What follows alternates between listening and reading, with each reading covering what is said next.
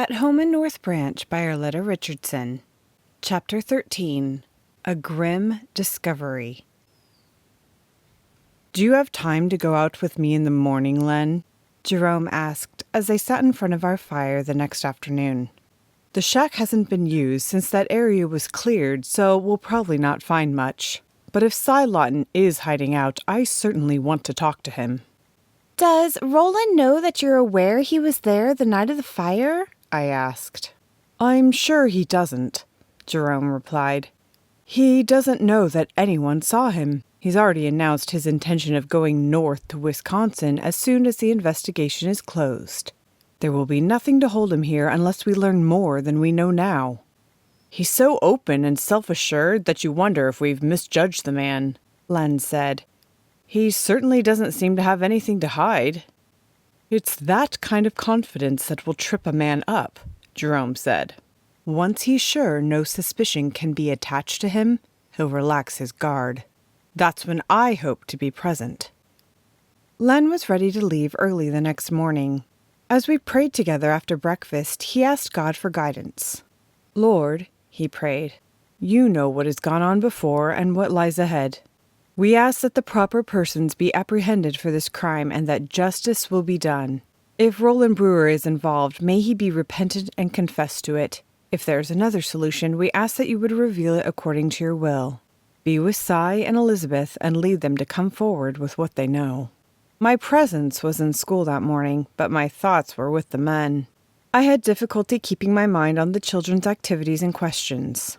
"Mrs. Williams, who started the idea of playing jokes on April Fool's Day?" Jamie wanted to know. "Did they do it when you were a little girl?" "Yes, they did," I answered. "But I don't know how it started. Are you planning a joke for tomorrow?" "It wouldn't be an April Fool if I told you about it," he said indignantly. "You have to surprise someone to make it work." His eyes sparkled. "I'm thinking on it. Maybe I will and maybe I won't." "No maybe about it," I thought as I smiled at him. I allowed the children that pleasure as long as none of their tricks were malicious. The day wore on slowly. The children were restless and we had extra time in the play yard at the second recess. I went outside too, although it was not comfortable to just stand around. I organized a relay race and joined one of the lines. "Are you going to run, Mrs. Williams?" Lydia Stacy asked. "Certainly. I think I can run as fast as you can," I replied. "But not as fast as Joel or Jay," Hannah said. "Don't be so sure," I told her. "I could outrun anyone in school when I was their age." "Yeah, but now you're old," Rosanna said. "Old folks don't win races." I let that pass, but the challenge was too much to ignore. When we lined up, I made sure that I was opposite Joel Gage. Fortunately, my skills had not deserted me, and I beat him in a race to the pump and back by a good 2 feet. "Wow!" Teddy exclaimed. "I'm glad you weren't chasing me, Mrs. Williams." "Let that be a warning to you," I laughed. "You'll have a hard time getting away from me if I really want to catch you." As we lined up to go inside, Rosanna looked around the frozen yard. "You know what I think?" she said. "I think God forgot to send us any spring this year. We'll still be wearing mittens and hats when school lets out." "It may look that way," I said. "But when we get inside, I'll read something to you to prove that it isn't so." While they removed coats and scarves, I opened the Bible to the 8th chapter of Genesis, the 22nd verse. The children listened carefully as I read. "As long as the earth endures, seed time and harvest, cold and heat, summer and winter, day and night will never cease."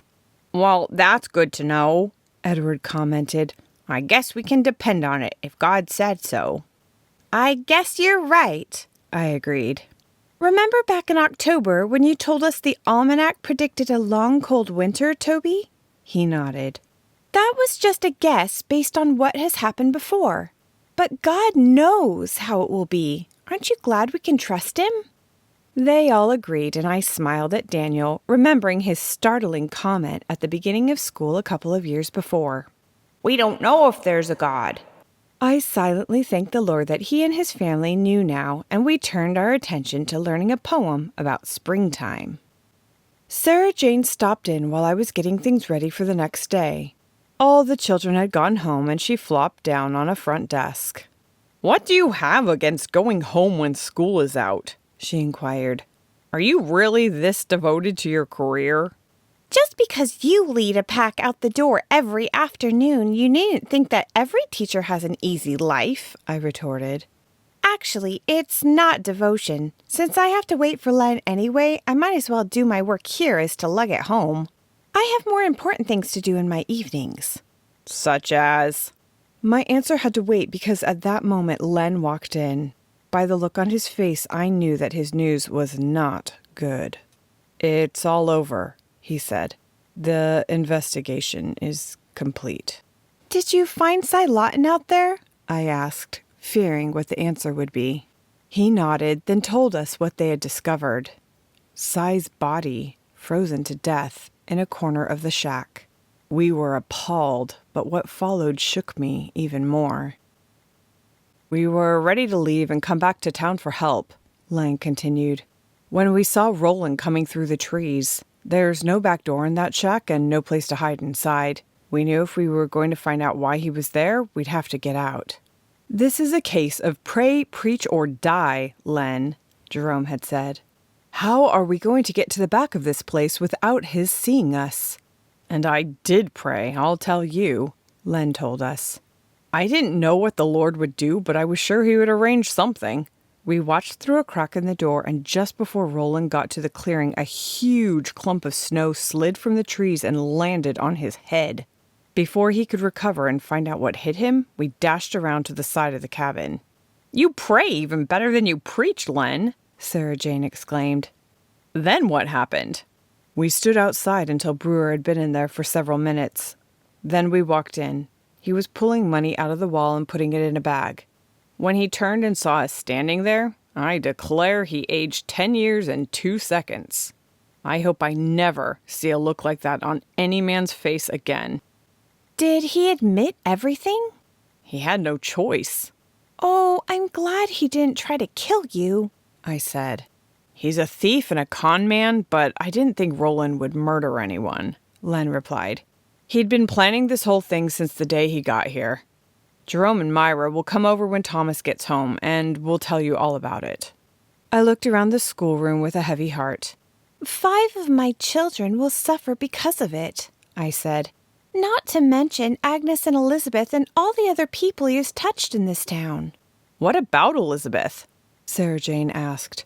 "Do you think he knows where she is?" "He says he doesn't," Len replied. "This news will be in the papers, and I hope if she sees it, she'll come back." We were silent as we locked the doors and walked with Sarah Jane to her cutter. "Well, April Fool," she said as Len helped her in. "Tomorrow is certainly not going to be a joke." That evening we sat around the fire and heard the entire horrendous story from Jerome and Len, as Roland Brewer had revealed it to them. The plan was simple. Cy would remove the money from the safe, Roland would meet him at a prearranged place, pay him for the job, and see him on a train out of town. It would then be reported to Jerome that Lorenzo had failed to lock the building and that Elizabeth had apparently left the safe open.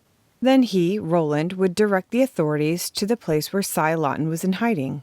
The deed was scheduled to take place the day of the fire. After Roland had seen Len and Mabel out of sight after their visit, he had turned back to the mill office. He noticed that Elizabeth was not around, nor had he seen her father all day, but he wasn't worried. Cy had assured him that she knew what to do and would not fail to do it. Nevertheless, Roland thought it wouldn't hurt to check. If they were to carry out the plan tonight, he didn't want any surprises. A moment later, Mr. Brewer received the most unpleasant surprise it had ever been his misfortune to experience. His safe was empty. He sat down to decide what his next move should be. Cy had at least a 24-hour head start and would not be easy to track down. In the meantime, he dared not report a theft to Jerome Grayson. It would mean the immediate seizure of his books, and he wasn't ready for that. Might as well be hung for a sheep as a lamb, he decided. He might be able to arrange things so that it could not be traced to him. The storeroom behind the office contained Lorenzo's cleaning supplies, kerosene for the lamps, and wood for the stove. It would not be difficult for a pile of smoldering rags to spread fire to the office area. Roland sprinkled kerosene around the small room, tossed a match into the far corner, and closed the door tightly. It would take some time before smoke appeared and someone came to investigate. He carefully locked the office door, walked at his normal easy pace away from the building, and within half an hour was seated before his own hearth, surrounded by his wife and children. End of chapter 13.